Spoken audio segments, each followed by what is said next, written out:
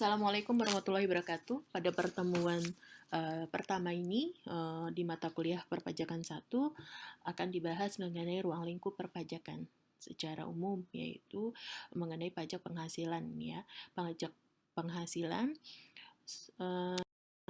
dasar hukum dari pajak penghasilan yaitu Undang-Undang Nomor 36 tahun 2008 mengatur tentang pajak atas penghasilan yang diterima atau diperoleh orang pribadi maupun badan. Ini merupakan perubahan terakhir dari Undang-Undang Nomor 7 tahun 1984. Selain Undang-Undang Nomor 36 tahun 2008, dibahas juga mengenai Undang-Undang PPH Nomor 16 tahun 2009. Ini mengatur tentang ketentuan umum dan tata cara perpajakan, di mana di dalam pasal 1 Undang-Undang PPH Nomor 16 tahun 2009 menjelaskan mengenai pengertian perpajakan. Bisa dilihat sini bahwa pajak adalah kontribusi wajib kepada negara yang terhutang baik oleh orang pribadi maupun badan yang sifatnya memaksa berdasarkan undang-undang dan tidak ada kontraprestasi secara langsung untuk dipergunakan bagi sebesar-besarnya kemakmuran rakyat. Arti kata memaksa di sini adalah bahwa si wajib pajak ya wajib melaksanakan perpajakannya, kewajiban perpajakannya. Apabila tidak melaksanakannya, maka akan dikenakan sanksi ataupun denda. Sedangkan di sini arti dari kontraprestasi sendiri yaitu tidak memperoleh imbal hasil secara langsung. Inilah yang membedakan bahwa pajak dengan retribusi. Sedangkan retribusi kan memperoleh imbal hasil secara langsung. Next. Untuk ciri-ciri pajak itu sendiri, yang tadi, bahwa pajak harus berdasarkan undang-undang, kemudian dia bersifatnya memaksa, kemudian tidak memperoleh imbal hasil secara langsung, dan yang terakhir adalah digunakan untuk kepentingan masyarakat luas. Sedangkan azas pajak yang harus dipenuhi dalam perpajakan yaitu ada 4 asas: asas equality, certainty, convenience, dan ekonomi. Asas equality ini adalah asas keadilan, bahwa pajak itu harus bersifat adil. Certainty artinya kepastian, bahwa berdasarkan undang-undang, arti pasti. Kemudian convenience berdasarkan kenyamanan, artinya wajib pajak dipungut pajak berdasarkan adanya penghasilan. Kemudian ekonomi yaitu berarti pemungutan pajaknya secara ekonomis.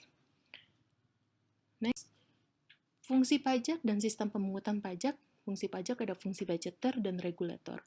Budgeter yaitu sebagai anggaran untuk pendapatan belanja negara, anggaran pendapatan belanja daerah. Kemudian untuk fungsi regulatornya yaitu mengatur contohnya pajak minuman keras. Dengan adanya pajak minuman keras, maka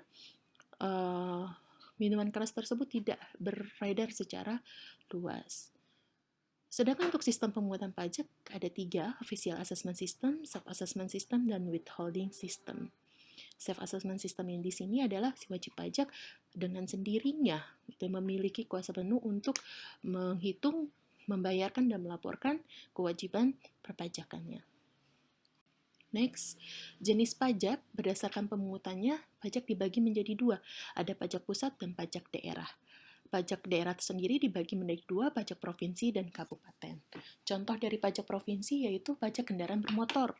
Sedangkan pajak kabupaten contohnya adalah pajak reklame, hotel, dan restoran. Sedangkan pajak pusat yaitu adalah kewenangan dari pemerintah pusat, itu pajak penghasilan dan juga pajak pertambahan nilai. Next, subjek pajak dan wajib pajak diatur di dalam pasal 2 ya.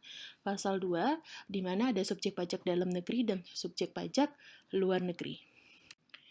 Bisa dilihat di sini subjek pajak dalam negeri, yaitu orang pribadi yang tinggal di Indonesia lebih dari 183 hari secara berturut-turut dalam waktu 12 bulan.